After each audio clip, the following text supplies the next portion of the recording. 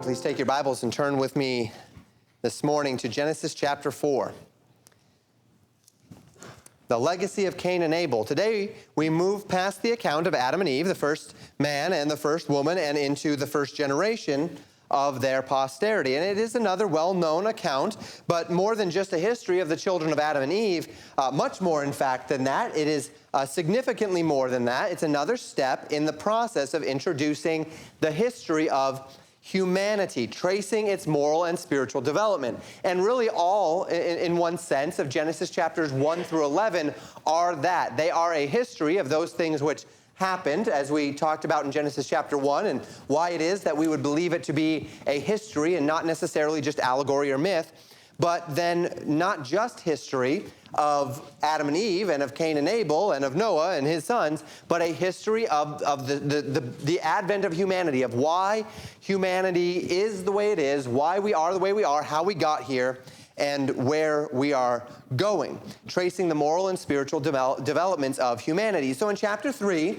the direction of humanity was charted in Adam's rebellion, in the curses upon man, in the curse upon woman, and then in the curse even upon the created world itself. So mankind has now died, right? It is dead in its trespasses and sins. Man is cursed. He is cursed not in that he is given work, but he is cursed in that now he will have to toil greatly for his daily bread, that the earth will resist him, that thorns and thistles will grow, and that all of these things will be a part of the process of him providing for himself and for his family. Woman is cursed in this heightened pain in childbearing, and that process of childbearing will now be a greater burden upon her. And life under these new circumstances is now commencing. Now, as we talked through the fall of man, we already saw the cause and effect of sin upon this world, that sin brought spiritual death. And we know this happened because of the effect of sin. We talked about that last time, namely that they saw that they were naked and they were ashamed, and they went and they hid themselves, and so they felt fear and shame for the first time. And we saw in that the immediate effects of this separation from God, this fall from virtue, the fear that compelled them to hide their face from God, and the shame of their nakedness. And this is an important theme which carries even to the hearts and lives of humanity today, as we considered last week. That the actions that we commit, which we would call sin, are actually the fruit of something much deeper in the human heart. That the fact that Adam and Eve felt shame and went and hid themselves, felt fear, went and hid themselves, the fact that they hid themselves, the fact that they clothed themselves were visible manifestations of something that was happening in their heart. There was a deeper problem in their heart that was manifesting itself in clothing themselves and manifesting itself in hiding themselves. So the action of hiding from God was the fruit of the shame and the fear that they felt. And we're going to see the same thing today with Cain and Abel. What we're going to consider is a terrible act, namely the record of the very first murder. And this in and of itself is a terrible thing for, of course, reasons that we will explore. But it also progresses the narrative. It progresses the theme of tracing this important pattern of cause and effect between the human heart, which is dead in sin, and the actions that we commit. And in doing so, we lay the foundation, even now in Genesis chapter 4, for what Jesus would tell us as he walked on earth some 4,000 years later. That it is not enough for us just to clean the outside of the cup. The inside needs to be cleaned. It is not enough for us just to paint the outside of the tomb if the inside is full of dead men's bones, right? We are starting that theme even now, that the outworking, that the problems as they manifest themselves in our actions are not just actions. They are rooted in a problem in our hearts that needs to be fixed. And my plan is to take several weeks on these verses. You see here it says the legacy of Cain and Abel, part 1. Today we will learn what the text is saying. Then over the next couple of weeks, we'll consider the implications of this account, the implications upon our understanding of humanity, upon human history, upon our lives individually. and such. So what I'd like to do is begin by reading the entire passage, the 8 verses together, and then we'll start walking through them, understanding them bit by bit, and laying that foundation for all of the things that we'll talk about over the next several weeks. So Genesis chapter 4, verses 1 through 8, the Bible says this, "And Adam knew Eve his wife, and she conceived and bare Cain, and said, I have gotten a man from the Lord. And she again bare his brother Abel. And Abel was a keeper of the sheep, but Cain was a tiller of the ground. And in process of time, it came to pass that Cain brought of the fruit of the ground an offering unto the Lord. And Abel he also brought of the firstlings of his flock and of the fat thereof. And the Lord had respect unto Abel and to his offering, but unto Cain and to his offering he had not respect. And Cain was very wroth, and his countenance fell. And the Lord said unto Cain, Why art thou wroth? And why is And why is thy countenance fallen? If thou doest well, shalt thou not be accepted. And if thou doest not well, sin lieth at the door. And unto thee shall be his desire, and thou shalt rule over him. And Cain talked with Abel his brother, and it came to pass, when they were in the field, that Cain rose up against Abel his brother and slew him." So that's the passage. Let's dig in. I'll read again verses 1 and 2.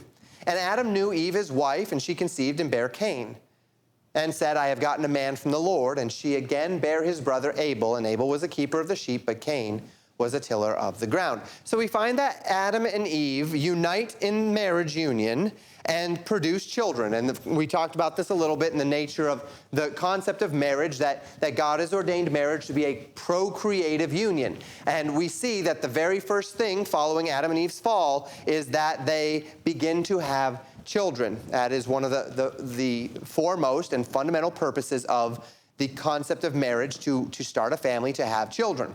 And the text tells us that Cain was born first, then Abel. And the text does seem to imply that these were the first of Adam and Eve's children, that Cain would have been the firstborn son and Abel would have been the nextborn son. Though this isn't necessarily the case, there are reasons within the text, and we'll talk about them a little bit more as we come through the text, where this is most likely the case. It is possible, of course, that this is not the case. A little later in the chapter, we're going to see that Cain bears children, and this means that he took a wife and naturally would have done so from someone else that was there at the time, one of the other children of Adam and Eve. Now, beginning with the law of Moses and then continuing to this day, there is a general moral prohibition against having children with close relatives. And we see this prohibition both biblically and otherwise as one, as far as we would understand it today, primarily rooted in what we would call today genetics, that there's a much higher propensity for genetic abnormality when you have children with someone who is very closely related to you. But of course, among the first generations of mankind, there were no genetic abnormalities, right?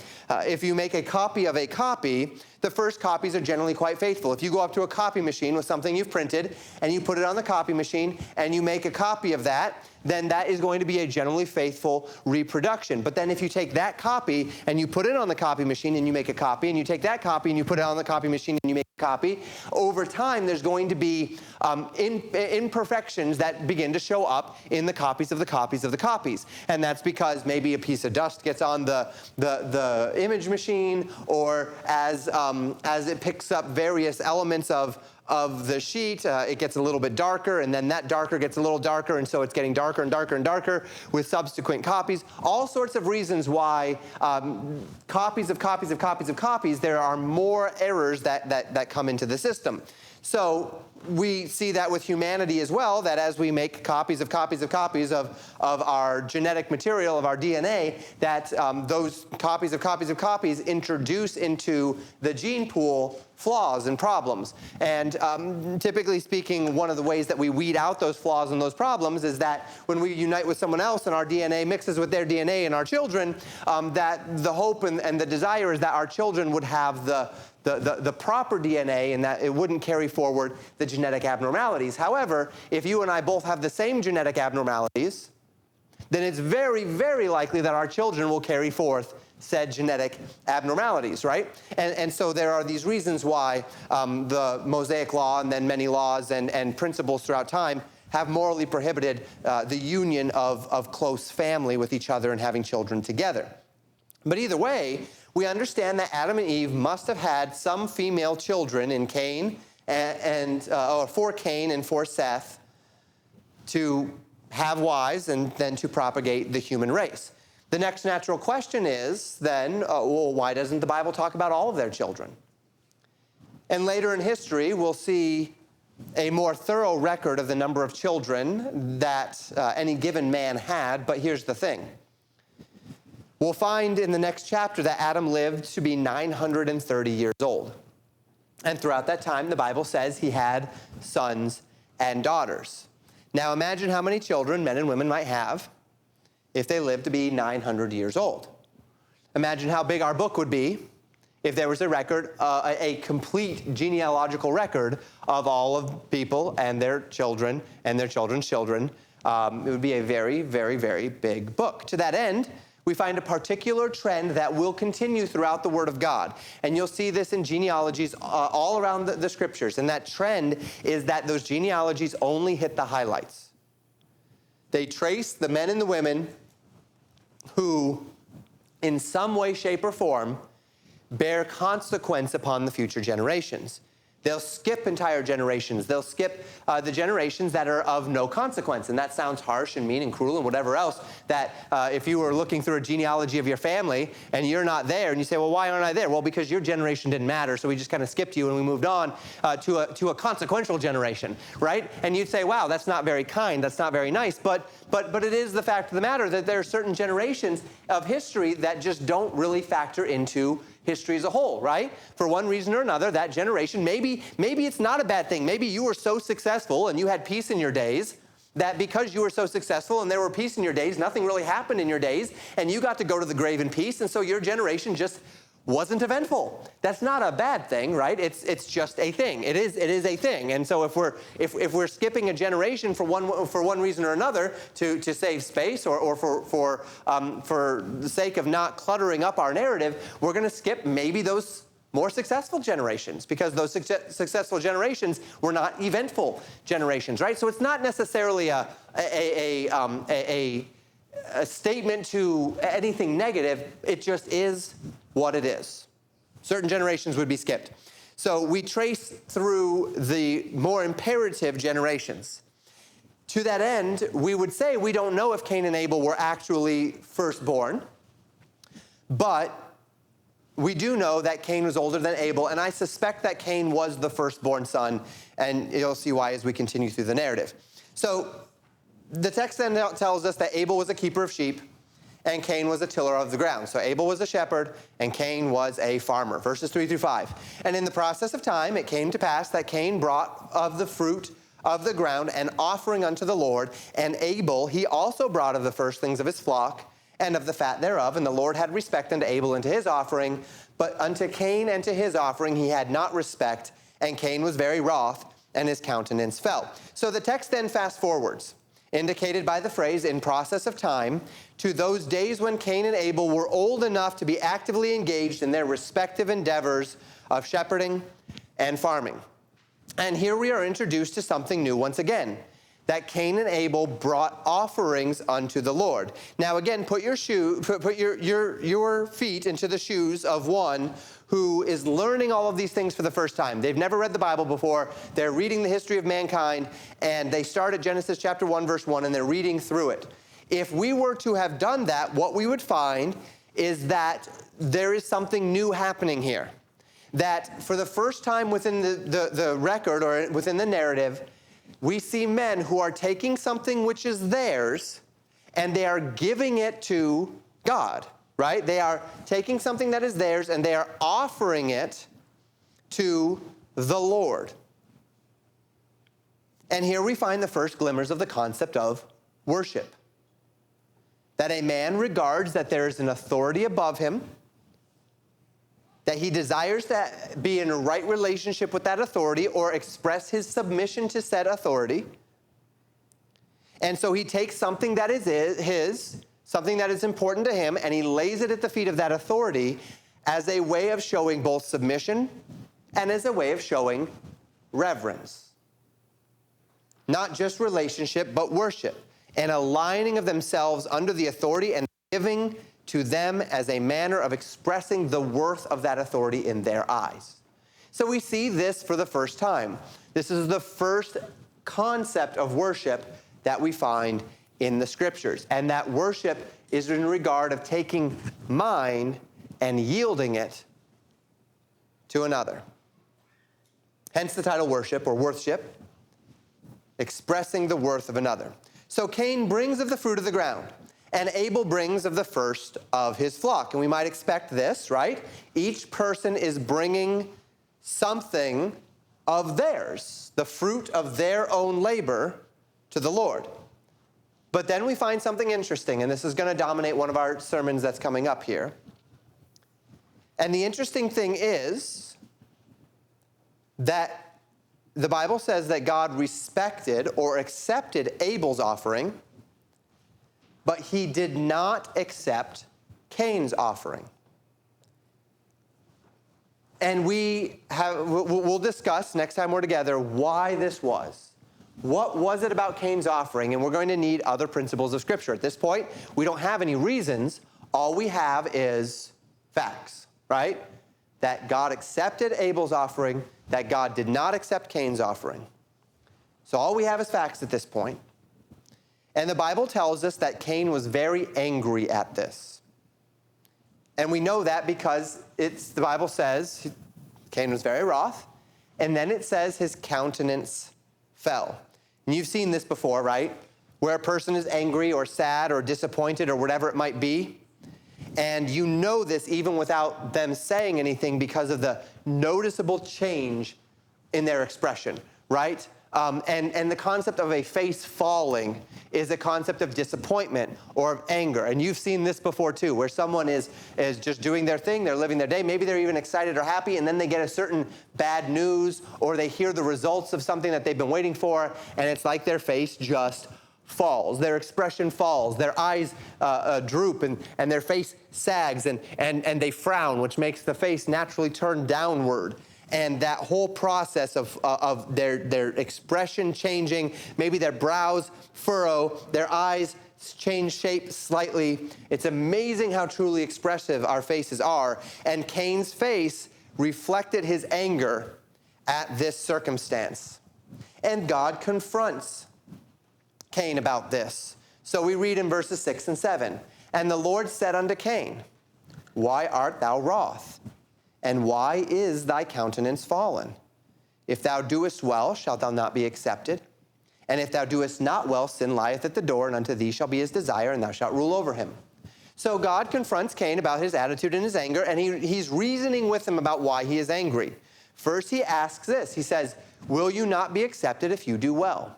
And this gives us insight. What we know then is that something about what Cain did was not right. It was not that God was playing favorites here. As a matter of fact, that's exactly what God is saying he's not doing. God is not saying, well, I like your brother and I don't like you, so I'm going to accept what your brother brought, but I'm not going to accept what you brought. And this is something which we need to know, because we were talking about it in Sunday school, right? The ways that we impose our way of thinking, our human way of thinking upon God. And one of the ways that we can impose our human way of thinking on God is that we can say, oh, God just gives them everything because he likes them and God must not like me. As if we're dealing with a father who plays favorites, or as if we're dealing with a system that chooses winners and losers. And we can relate to that system better, right? Because we live in humanity, and humanity is unfortunately a system of the people in power choose winners and losers. Our government is in the business, it shouldn't be, but it's in the business of choosing winners and losers all the time. In private business, private businesses have a track record of choosing winners and losers all the time. And many parents, unfortunately, will play favorites with their children. We should not, and if you are, you should stop. But it is something that happens, right? That we play favorites. And this is a very human trait. And so we are tempted to impose that human trait upon God, but we see here immediately that God makes it very clear that he's not playing favorites. This has nothing to do with who Cain is and who Abel is. It has something to do with what Cain brought and the fact that it was not right before God. We'll talk more about that, but what this also implies is that Cain knew this. Cain knew what was expected of him. He did not do what was expected of him. And then he got grumpy when God did not accept what Cain wanted to bring rather than what God told him to bring. That'll give you a little bit of a sneak preview for what we'll talk about in another sermon. So the declaration of God is that Cain had done wrong, and that had he pursued a different course of action, that God would have been just as disposed to accept his offering as he did Abel's offering. If he had done well, he would not have needed to get angry to begin with. So God then counters with the alternative, which Cain was experiencing at that moment. He says, if you do well, you'll be accepted. That word there in the King James literally meaning to be lifted up. The King James gives a good gloss, the idea of being accepted. The idea is you'll be brought to a place of wellness, or maybe even your countenance would be lifted up. If you do well, then you don't have to have the long face, right? And then he says, and if you don't do well, sin lies at the door. When you position yourself in your heart to do that which is not right before God, don't be surprised when sin is there to overtake you. If you position your heart contrary to God and to his word and to his design, don't be surprised when your body follows along. Don't be surprised when you will start sinning in body if you allow sin to rule in your heart. Don't be surprised, because that's how this works. If you don't do well in heart, sin lies at that door. And sin will be there waiting to overtake your actions if you've already given it a place in your heart. And in this, we are introduced to a principle which becomes paramount in Scripture.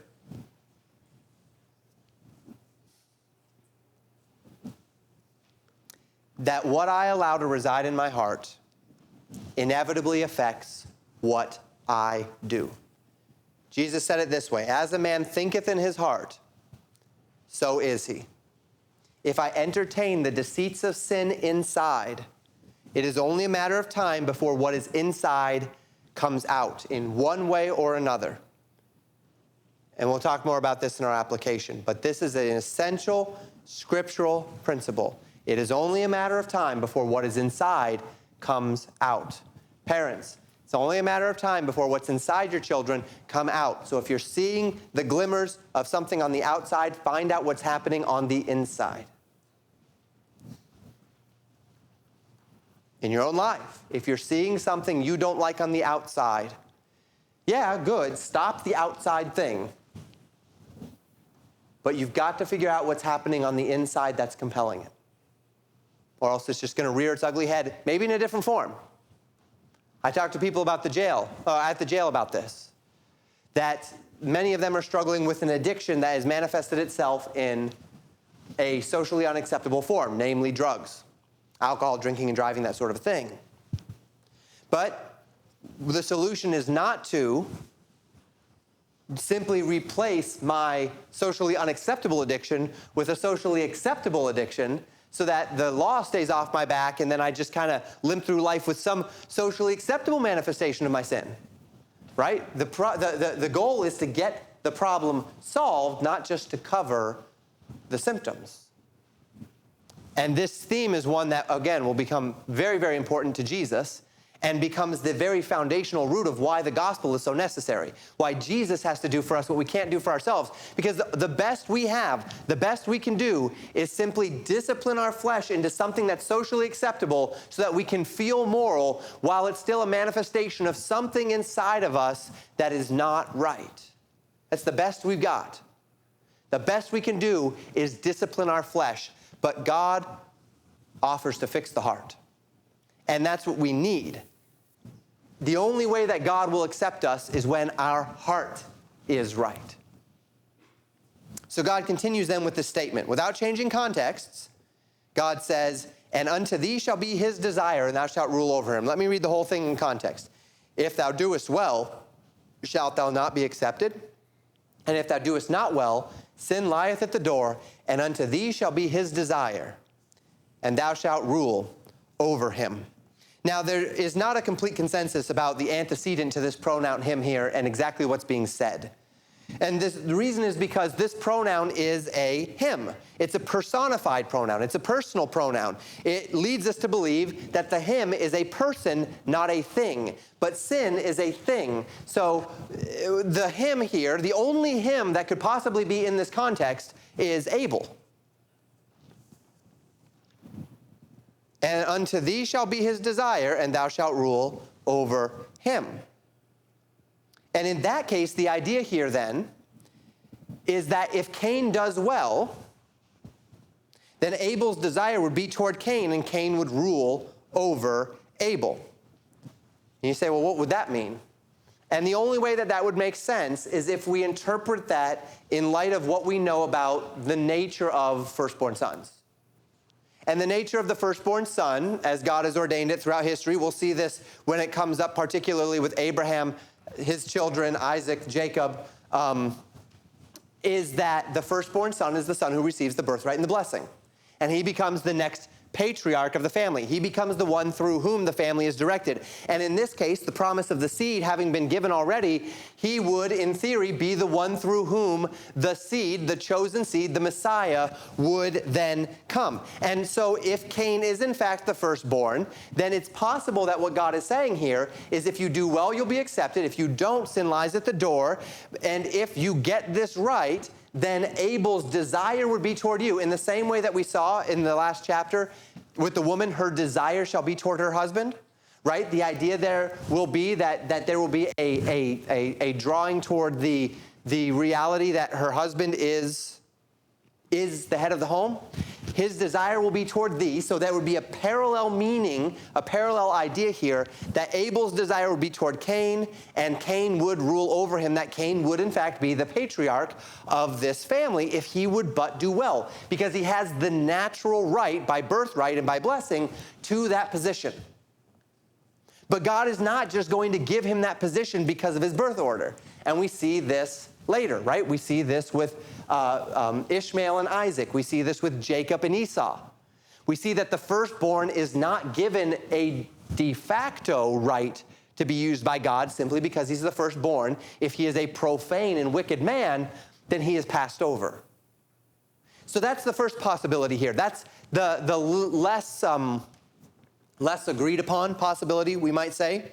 The other possibility here, the one that I've heard more regularly, is that unto thee shall be his desire, and thou shalt rule over him. The him and the idea there is actually sin. Sin more or less personified here, perhaps as the serpent, and thus warning that sin's desire is toward the heart of man, but if man exercises faith, then he's able to rule over sin rather than sin ruling over him. And that's the idea that is typically given here, as I've read, that unto thee shall be his desire, and thou shalt rule over him, that if you do well, then sin will desire to overcome you, but you will rule over sin, that sin will have no place. Though sin is lying at the door, it will have no capacity to overcome you in your life. And that's certainly a possibility. I favor the former. I favor the idea that he's speaking to Cain about Cain's position in the family here. I think that makes sense, not just in relation to Cain and Abel, but I think it makes sense as it relates to what Satan is trying to do here by destroying the seed, and then what Eve will say after Abel is destroyed and after Seth then is born, where she says that God has given another seed in place of Abel. So we'll talk about that more when we get there. Either way, God and Cain have this conversation. Cain is angry because his offering was not accepted. His countenance fell. God reasons with Cain regarding the nature of his anger. He assures Cain that God is eager and willing to accept him if he will do well, and then he leaves off talking with him. But in the next verse, we find that Cain did not accept God's exhortation. Cain did not repent. Cain did not align his heart with God, with God's plan, with God's system, with God's exhortations, and with God's promises. Much to the contrary, Cain continues upon the rebellious path. And so instead, we read this in verse 8. And Cain talked with Abel, his brother. And it came to pass when they were in the field that Cain rose up against Abel, his brother, and slew him. So Cain speaks with his brother on an undisclosed day. They're in the field together, and Cain kills his brother, Abel. The sin that had been allowed to reside in Cain's heart, that initially manifested itself simply in giving a unacceptable offering unto the Lord for one reason or another, and we'll discuss next time, is it the offering or was it just the heart with which he brought it? Giving this unacceptable offering unto the Lord, it did not register with Cain. He did not repent, and so it gave way to greater sin. Sin that was lying at the door has now been brought into his heart. And so we see in the very first generation the fullest reality of the idea that we find in Romans chapter 5. The wages of sin is death. The very fullest reality, not even metaphorical, right, comes to pass in its fullest form here. That sin brings death. And in this case, sin brought murder, and so death. The day that Adam and Eve sinned, they spiritually died. The record of life after that day is that every man began to die. And now, in the very first children of the human race, brother raises hand against brother and slays him, committing the first murder and solidifying the reality, the depth, and the power that sin can have in the human heart if we leave it unchecked. Teaching us the important lessons about how mankind operates under the influence of sin, not just then, but even still until this day. Now, next time we're together, we'll dig into the first spiritual inspection of the events of that day, as I've talked about already. But far be it from us to leave us just with information.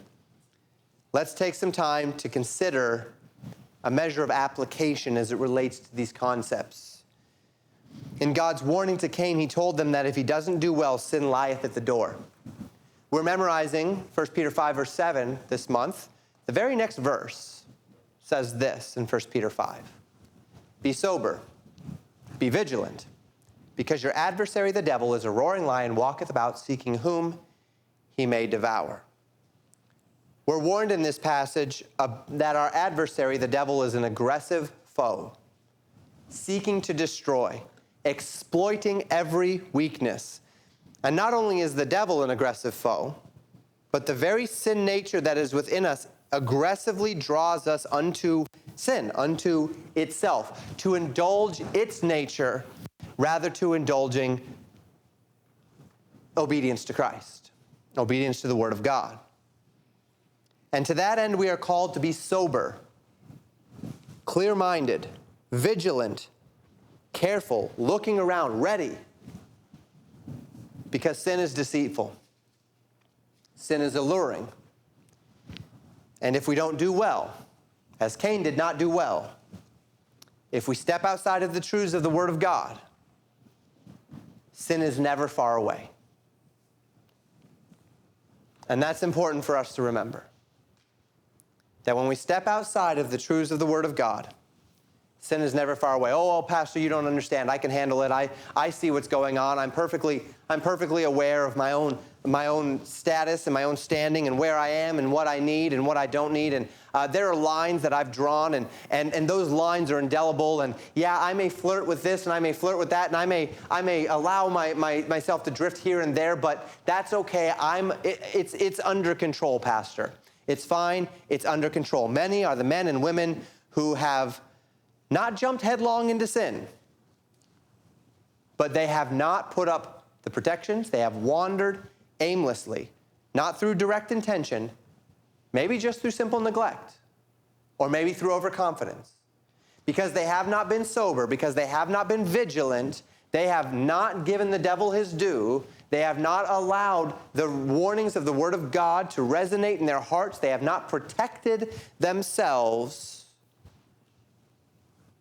And what did our memory verse tell us last month? Proverbs 27:12. Do you remember it? A prudent man foreseeth the evil and hideth himself, but the simple pass on and are punished.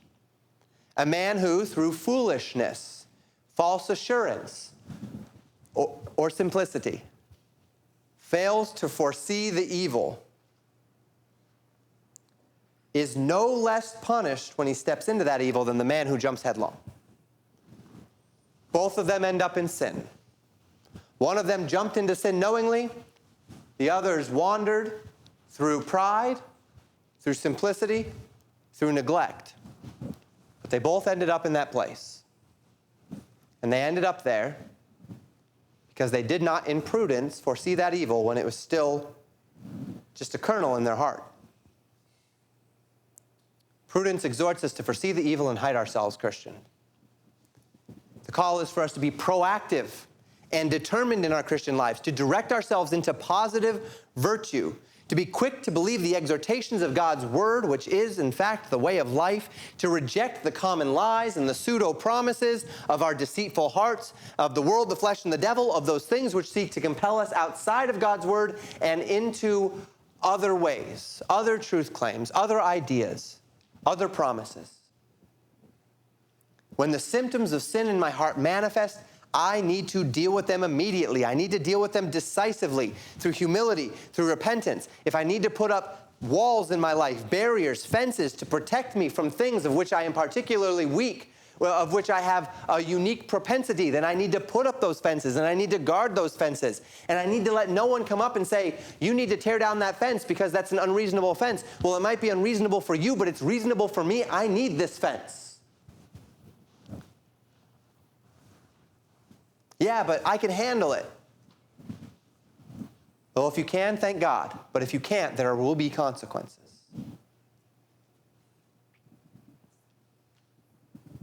And so we are called to do well. Is that not what God said? If thou do well, thou shalt be accepted.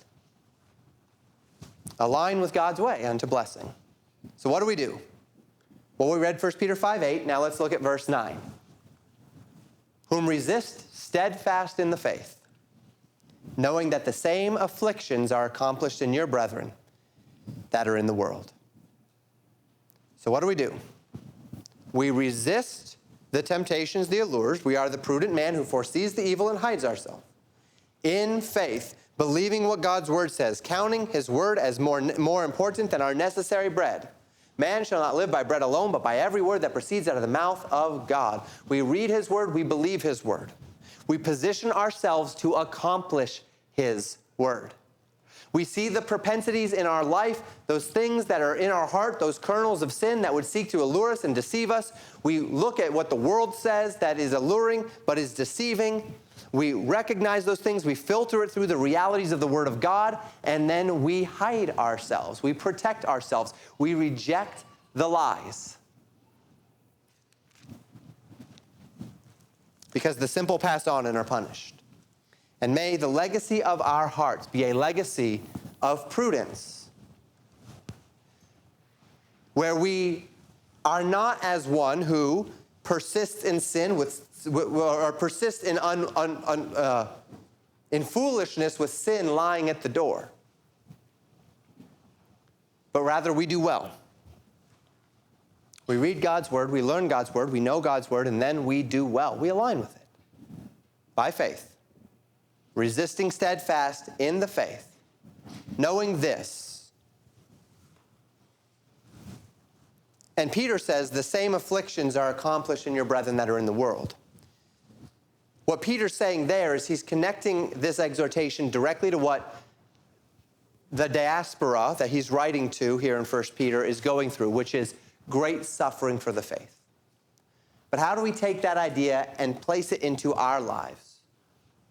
And I think the way that we do that is through the concept that we find in Hebrews chapter 12, that we have not resisted unto blood striving against sin.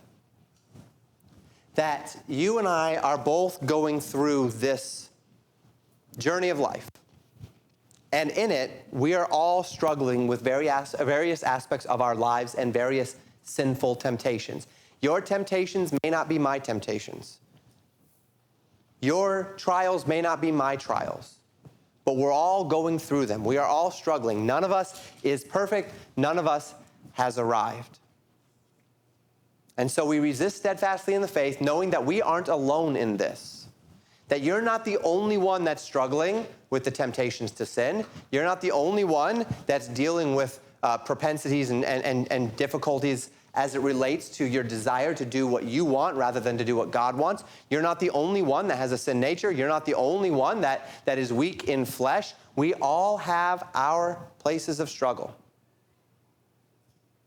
And so we exhort one another, we encourage one another, and we resist together. That's why we come. That's why we meet. Not so that we do not come together on a Sunday so that we can compare ourselves to others and say, wow, everyone has it together, I'm a mess. We come together on a Sunday to remind one another that we're all struggling with a sin nature, but that we're all fighting against it. But that we are all seeking unto Christ. We come together for the encouragement of seeing others that also desire to do what's right and who also are determined to obey the word of God to find that which is right. And as we do this, we resist steadfast in the faith. We are a testimony one to another. And we find success in our own lives. And may that be the testimony of our hearts. That through clear thinking, spiritual vigilance, we avoid the dangers and the pitfalls of sin, not as Cain, who was warned by God himself, the very word of God, that he was on a path to destruction because of the nature of not necessarily what he gave, but what he gave said about his heart. And when we see that, when it becomes apparent, when you see something in your heart, don't ignore that. Pinpoint it. And say, what is God's prescription to fix it? When the prudent man foresees the evil, he hides himself. May God help us to do the same to the glory of God and our best good.